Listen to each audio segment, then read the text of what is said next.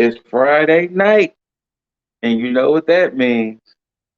SmackDown and Rampage. Like Strowman and Claudio. Let's go through it. SmackDown opens up. WWE Undisputed Tag Team Championships of the Galaxy Universe. The Brawling Brutes, Sheamus and Butch, because you know McIntyre was medically disqualified.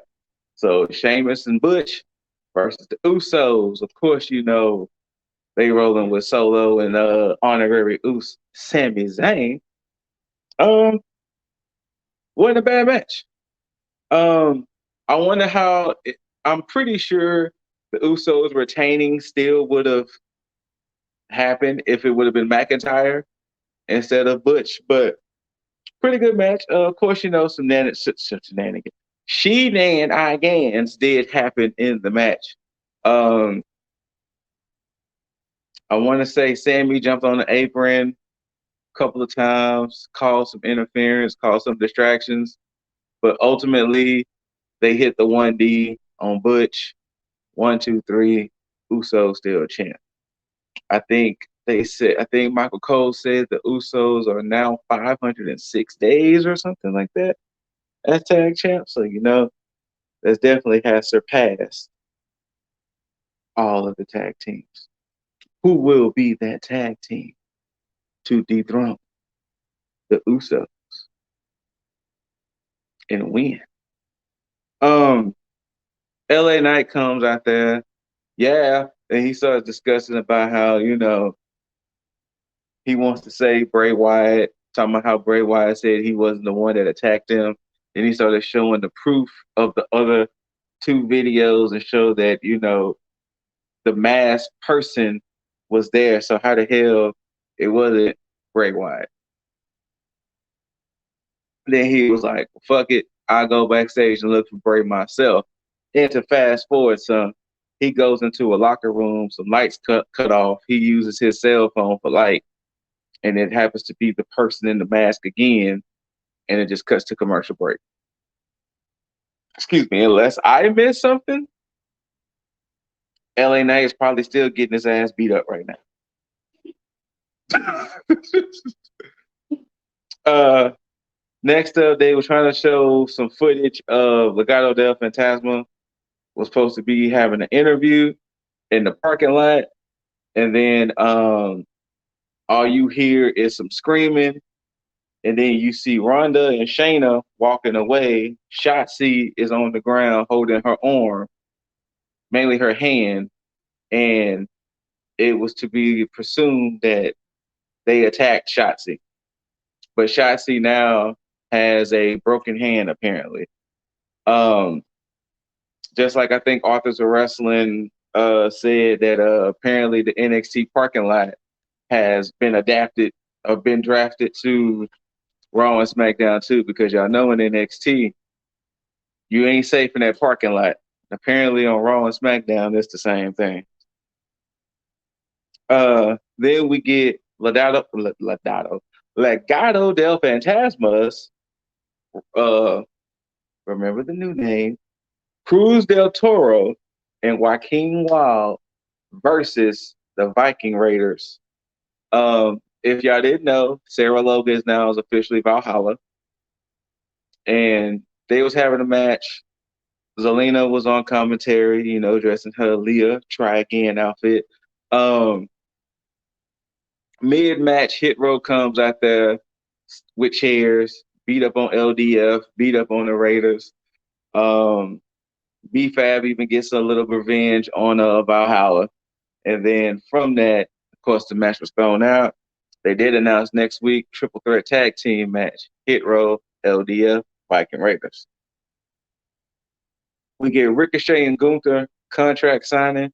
Of course, Gunther has Imperium. New Day.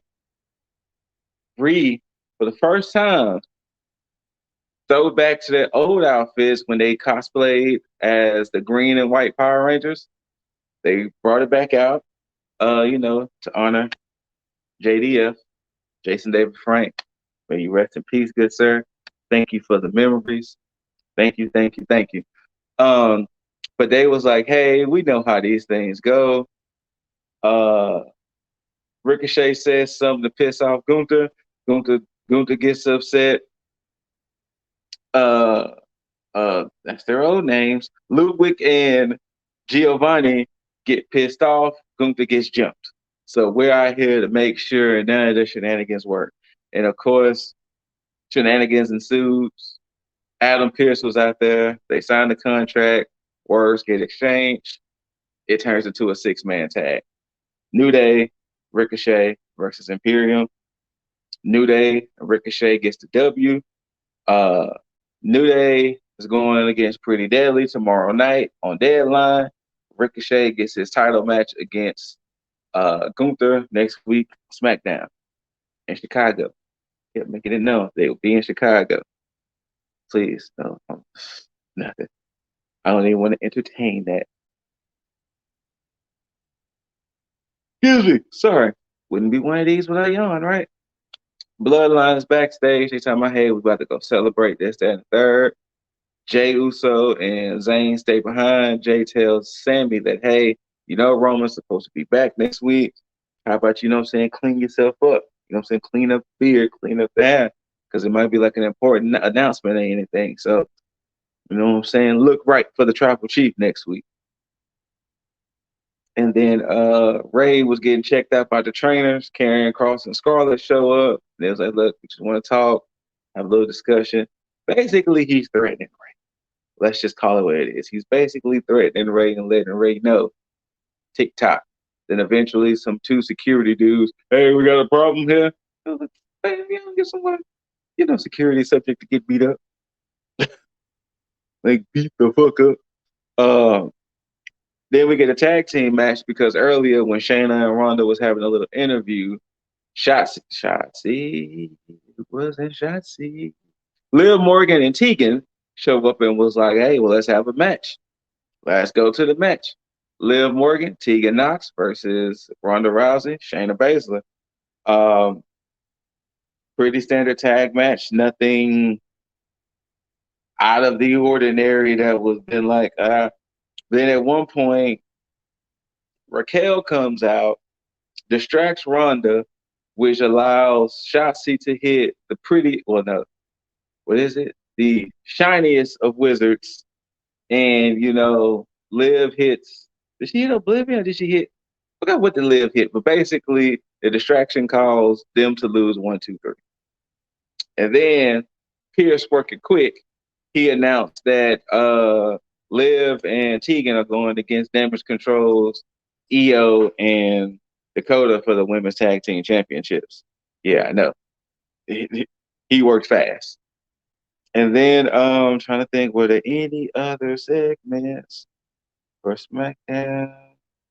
Well, of course, it was Angle's birthday celebration. So throughout the night, he had like a little private party in the locker room. He was accompanied to the ring, or he was accompanied to the arena by Gable Steveson. Uh, Street Profits were in the party. His son, Jason Jordan, showed up because he even showed up with a card that said #1 dad. So continuity still lives. That Jason Jordan is Kurt Angle's son. Uh, huh? But it was funny him showing up with Gable because it made it seem like this is my other son or something like that too. But I digress. But yeah, Alpha Academy gets pissed because they weren't allowed in the party. So when Angle comes to the ring and celebrates, Alpha Academy comes out there, ruins it. Kurt Angle was like, all right, you know what? Y'all got it, fam. He leaves.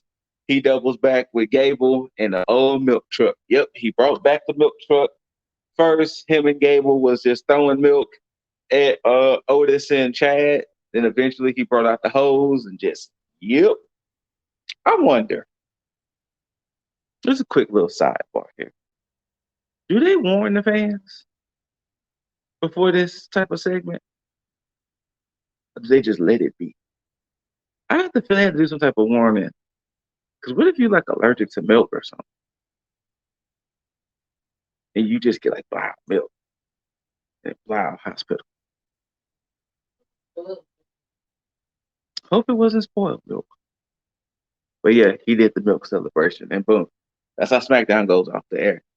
Then we roll right into Rampage with Jon Moxley versus Konosuke Takeshita. This is their second match. Yes, the second match against each other. Um, you could definitely tell it felt a little different from the first one because Takeshita wasn't fully signed, and it was that title eliminator. And now you could tell with him being signed, they wanted him to give more, and he did. Like there was at one point during the commercial break, he apparently hit Moxley with a big boot, and of course, you know Moxley likes to bleed, so there was blood, just blood. Don Callis was watching from the Raptors. I guess he's trying to scope out Takesha, or maybe even Moxley. I don't know. Y'all know. Y'all been tuning in to the channel for a while now. Or even if you're new here, I ain't a fan of Don Callis. I'll let that be known. He could just go off TV. He can do things backstage or whatever, but I don't want to see him on my TV screen. Man. Moxley chokes out Takesha. 1, 2, 3. Hangman comes out, gets in his face. Hangman is like, yeah, the doctors won't clear me because of my head, but I guess because of my brain. He said, doctors won't clear me because of my brain, so I guess I'm not using my brain when I do this. And wow, snuff. Snuff, Mox. They get into a brawl. Claudio and Wheeler try to come out there and break it up. And Hangman is like, nah, he go catch these hands. So they get to a brawl, eventually break it up. It's broken up. Hobbs still has his little segments of stuff. And I don't know where this is going because I'm assuming they're trying to reintroduce Hobbs as a person who went through so much in life that whatever life has taken from him, because you know he did mention the fact that you know his brother, which you know the story was I think his brother was murdered. I don't know if he was murdered in front of him. I can't remember that part or not. But the fact that his brother was murdered and everything like that, so he was like, I had to clean up blood off my brother's blood off the porch, and this, that, and the third. So I'm taking everything that's been taken from me, and it's like, I get it. I do get it, but maybe they should have kind of did all this before he had the feud with Wardlow and Joe. That way we would have already been introduced to this new character to where, oh, nah, Hobbs ain't fucking around.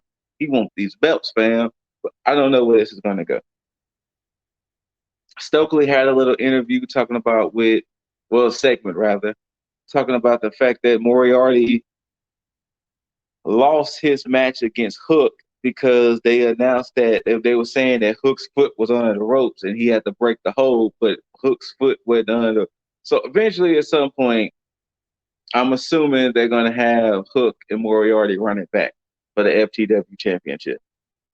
Then we get Bunny versus Hikaru Shida for the Reina D-Wave championship. And also the winner of this match is also supposed to get a match against AEW Women's Champion Jamie Hayter. Shida gets the belt. Shida keeps her belt because she wasn't going to lose that belt. I think she had like just won it recently, I think. But she retains. Hayter comes out, holds up the belt at the ramp, like, yeah, you want this, blah, blah, blah. So at some point, we're going to get Hayter versus Shida. We get Lee Moriarty, and I don't know if they had officially changed his name to Big Bill, but they're going by Big Bill instead of W. Morrissey. I don't know if W. Morrissey is a mouthful or it's just too much to put in the title card. No, because they put Konosuke Takeshita as a whole name. So look at it. W. Morrissey is a much better name than Big Bill. I'm just saying. Big Bill sounds like some dude. He sounds like a car salesman. He sounds like some backwoods dude you don't want to run into in a horror movie. Uh, it's a lot of implications just calling somebody named Big Bill. Just Big Bill. But Big Bill and Lee Moriarty gets the W because they fought some two jobbers, some two local talent, and they get the W. Trying to remember, was there anything after that match other than no? I think that was it. Um, of course, before the main events of Rampage, they had little interviews, and Cassidy was going against a mystery opponent, but this mystery opponent was chosen by Kip Sabian because according to Kip Sabian, he wasn't medically cleared to go against Cassidy for the All Atlantic Championship. So Kip was like, "Don't worry, the person who could potentially win this belt has class and things like that." So Cassidy comes to the ring, of course, with the best friends. And then when Kip comes out, it was announced who his mystery opponent he chosen for. Kip's mystery opponent that was chosen for Cassidy was none other than Mustache Mountain's Trent Seven, hence the twirl of the mustache I was doing earlier. Um, I don't know if it was the way Rampage was taped or not, but it wasn't like Trent got the best pop or best reception. So yeah, there was people shocked. They were like they paying to a few people shocked that Trent Seven was there. He even had the AEW logo on his scarf. So I don't know if he's officially all elite or not. Maybe if I see on the internet, he might have the picture up. But Trent goes against Kip. Trent goes against Kip. Trent goes against Cassidy. Once again, it was a match. It didn't feel like a title was going to change, but ultimately, Cassidy hits the orange punch, hits beach break, 1, 2, 3. Cassidy retains. Um, they both start beating up on Cassidy after the match. Dustin comes out for the save. So I wouldn't be surprised if there's a Dustin and Cassidy versus Kip and Trent match at some point. Uh, that was pretty much Rampage. Oh, Shane Taylor. Shane Taylor and JD had a promo about, Keith Lee, going into ROH Final Battle, which, ROH Final Battle tomorrow, NXT Deadline tomorrow. Winner is coming next week. But yeah, that was Wrestling Friday night. Wasn't bad. There was some highs, there was lows, like how it goes. Bars. Um, but yeah, thank y'all for tuning in. I'm your boy Scooter. Shout outs to Juggs, Dizzle, Jaeger. And until next time, my bad. Shout outs to the missus, to Mrs. Ladybug. I would pan the camera, but she might fight me. On camera. On some Krishan Rock Blueface type shit. But thank y'all for tuning in. Appreciate y'all stopping by. If you're new here, like, subscribe, comment, all that good stuff. For the ones who's been here, like, subscribe, well, keep subscribing, comment, all that other good stuff. And until next time, peeps, we got the tag out.